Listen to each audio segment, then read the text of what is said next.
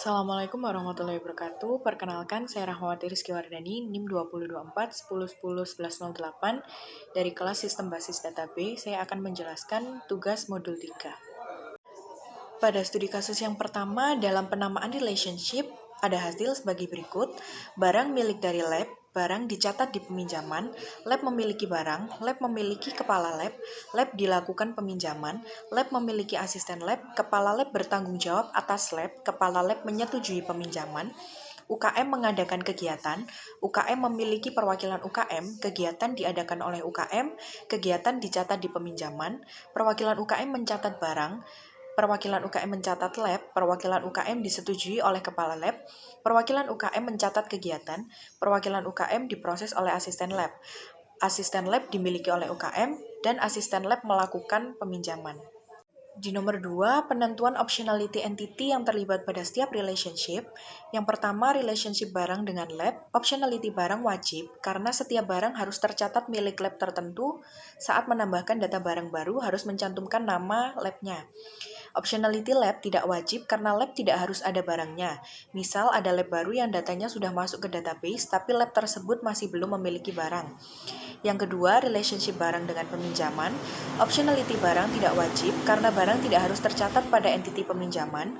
Dan optionality lab wajib karena pada peminjaman harus mencatat barang apa saja yang dipinjam. Yang ketiga, relationship lab dengan kepala lab. Optionality lab tidak wajib karena setiap lab tidak harus memiliki kepala lab. Optionality kepala lab wajib karena setiap kepala lab harus memiliki lab yang akan dikepalai. Saat menambah data kepala lab, harus mencantumkan nama labnya. Yang keempat, relationship lab dengan peminjaman. Optionality lab tidak wajib karena pada lab tidak harus ada peristiwa peminjaman. Optionality peminjaman wajib karena setiap peristiwa peminjaman harus mencantumkan nama labnya. Yang kelima, relationship lab dengan asisten lab. Optionality lab tidak wajib karena lab tidak harus memiliki asisten lab. Misal ada lab baru yang belum memiliki asisten.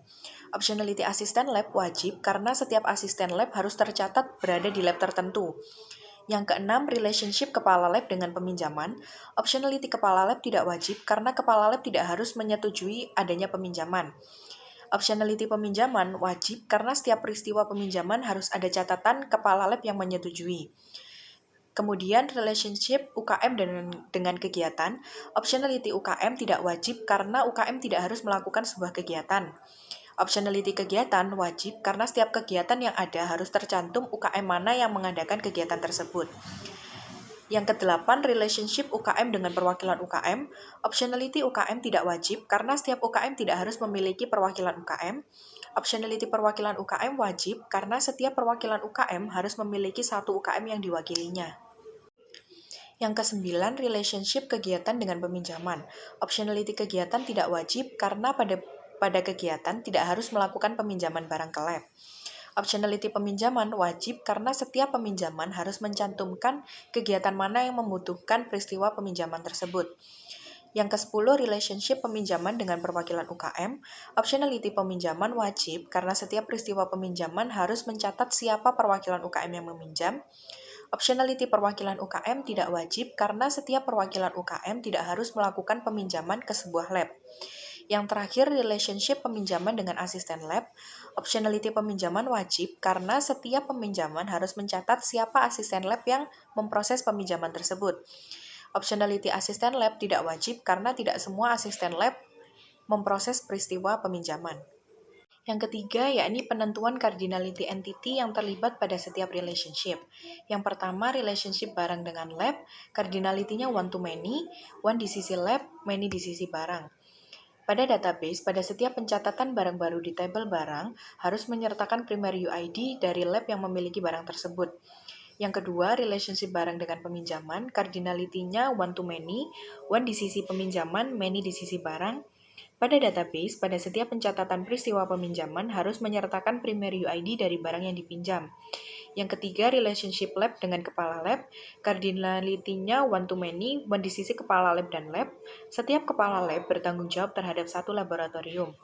Yang keempat, relationship lab dengan peminjaman, cardinality-nya one to many, one di sisi lab, many di sisi peminjaman. Pada database, di setiap pencatatan peristiwa peminjaman harus menyertakan primary UID dari lab tersebut. Kelima, relationship lab dengan asisten lab, cardinality-nya one to many, one di sisi lab, many di sisi asisten lab. Pada database, pada setiap pencatatan asisten lab baru harus menyertakan primary UID dari labnya. Yang keenam, relationship kepala lab dengan peminjaman, cardinality-nya one to many, one di sisi kepala lab, many di sisi peminjaman. Pada database, di setiap pencatatan peminjaman baru harus menyertakan primary UID dari kepala labnya. Yang ketujuh, relationship UKM dengan kegiatan, cardinality-nya one to many, one di sisi UKM, many di sisi kegiatan. Pada database, di setiap pencatatan kegiatan baru harus mencantumkan primary UID dari UKM yang mengadakan. Yang kedelapan, ada relationship UKM dengan perwakilan UKM, cardinality-nya one to many, one di sisi UKM, many di sisi perwakilan UKM. Pada database, di setiap pencatatan perwakilan UKM harus menyertakan primary UID dari UKM tersebut.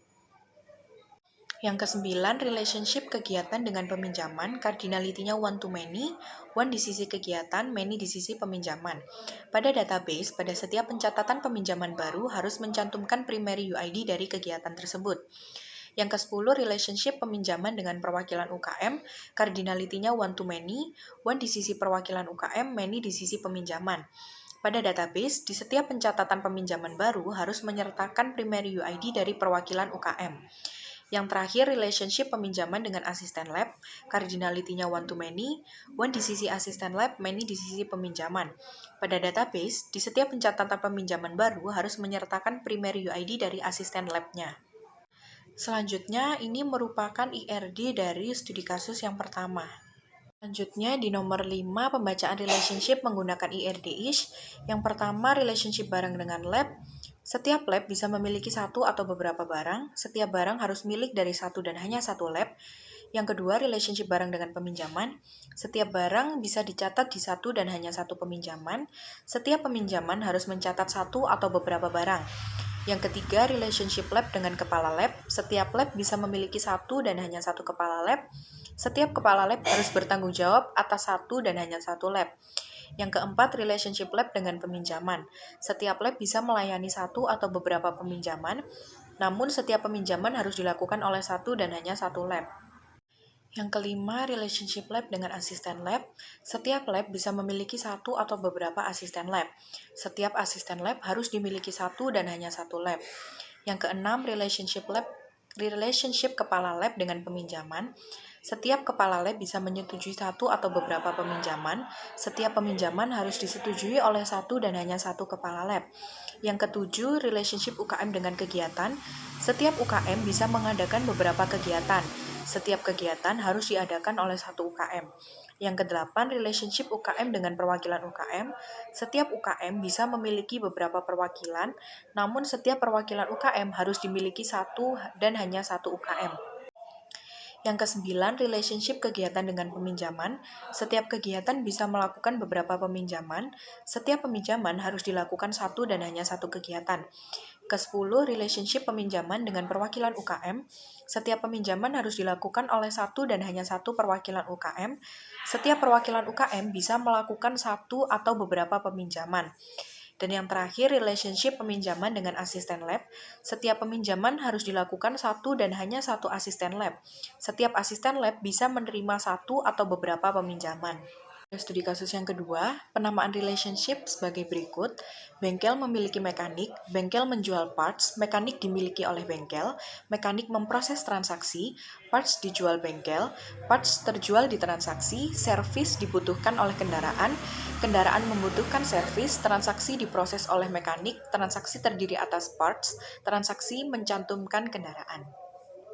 Yang kedua, yakni penentuan optionality entity yang terlibat pada setiap relationship. Yang pertama, relationship bengkel dengan mekanik. Optionality bengkel tidak wajib karena bengkel tidak harus ada mekaniknya. Misal, ada bengkel baru yang datanya sudah tercantum di database, tetapi bengkel itu belum memiliki mekanik. Optionality mekanik wajib karena setiap mekanik harus tercatat di suatu bengkel ketika mau menambah data mekanik. Harus mencantumkan bengkelnya. Yang kedua, relationship bengkel dan parts. Optionality bengkel tidak wajib karena bengkel tidak harus ada parts-nya. Misal, ada bengkel baru yang datanya sudah tercantum di database, tetapi bengkel itu belum memiliki parts. Optionality parts wajib karena setiap parts harus tercatat di suatu bengkel. Ketika mau menambah data parts, harus mencantumkan nama bengkelnya. Yang ketiga, relationship mekanik dengan transaksi. Optionality mekanik tidak wajib karena mekanik tidak harus memproses transaksi. Misal ada mekanik baru yang datanya sudah masuk ke database, tetapi mekanik tersebut belum pernah memproses sebuah transaksi. Optionality transaksi wajib karena harus ada catatan bahwa transaksi tersebut diproses oleh siapa. Ketika menambah data transaksi baru harus mencantumkan nama mekaniknya. Yang keempat, relationship service dengan kendaraan. Optionality service tidak wajib karena tidak semua kendaraan membutuhkan beberapa service. Optionality kendaraan wajib karena kendaraan yang datang ke bengkel pasti membutuhkan paling tidak satu service. Yang kelima, relationship parts dengan transaksi. Optionality parts tidak wajib karena beberapa parts tidak harus terjual di transaksi. Misal, ada parts baru yang datanya sudah masuk ke database, tetapi parts tersebut belum pernah terjual di transaksi. Optionality transaksi wajib karena pada setiap transaksi paling tidak terdapat satu parts. Ketika menambah data transaksi baru harus mencantumkan parts-nya. Yang keenam, relationship kendaraan dengan transaksi. Optionality kendaraan tidak wajib karena kendaraan tidak harus mencantumkan berada di transaksi yang mana. Optionality transaksi wajib karena setiap transaksi harus mencantumkan kendaraan. Ketika menambah data transaksi baru harus mencantumkan nama kendaraannya. Pada soal nomor 3, penentuan cardinality entity yang terlibat pada setiap relationship. Yang pertama, relationship bengkel dengan mekanik, cardinality one to many, one di sisi bengkel, many di sisi mekanik. Pada database, di setiap pencatatan mekanik baru di tabel mekanik harus menyertakan primary UID dari bengkelnya. Yang kedua, relationship bengkel dengan parts, cardinality-nya one to many, one di sisi bengkel, many di sisi parts. Pada database, di setiap pencatatan parts baru di tabel parts, harus menyertakan primary UID bengkel yang menjual beberapa parts tersebut.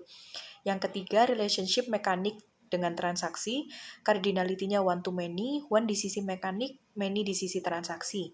Pada database, di setiap pencatatan transaksi baru di tabel transaksi, harus menyertakan primary UID mekanik yang memproses transaksi tersebut.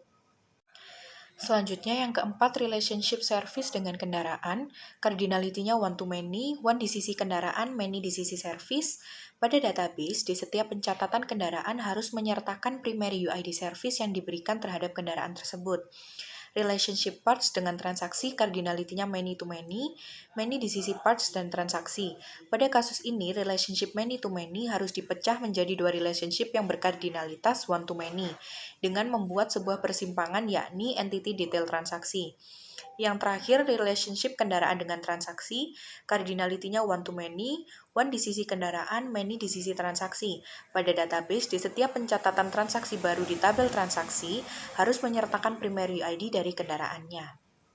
Berikut ini merupakan IRD dari studi kasus yang kedua. Pada soal nomor 5, yakni pembacaan relationship menggunakan IRD-ish, relationship bengkel dengan mekanik, setiap dealer bisa memiliki satu atau beberapa mekanik, namun setiap mekanik harus dimiliki satu dan hanya satu bengkel. Yang kedua, relationship bengkel dengan parts, setiap bengkel bisa menjual beberapa parts, namun setiap parts harus dijual hanya pada satu bengkel.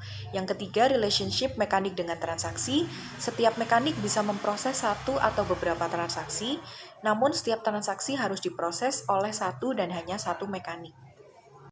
Yang keempat, relationship service dengan kendaraan. Setiap service harus diberikan ke satu dan hanya satu kendaraan. Setiap kendaraan bisa mendapatkan satu atau beberapa service. Yang kelima, relationship parts dengan detail transaksi. Setiap parts bisa terjual di satu atau beberapa detail transaksi. Setiap detail transaksi harus untuk satu dan hanya satu parts. Yang keenam, relationship transaksi dengan detail transaksi. Setiap transaksi bisa terdiri atas beberapa detail transaksi. Namun, setiap detail transaksi harus item dari satu dan hanya satu transaksi. Yang terakhir, relationship kendaraan dengan transaksi. Setiap kendaraan bisa tercantum di satu atau beberapa transaksi, dan setiap transaksi harus mencantumkan satu dan hanya satu kendaraan. Sekian yang bisa saya sampaikan. Bila ada salah kata, mohon maaf. Wassalamualaikum warahmatullahi wabarakatuh.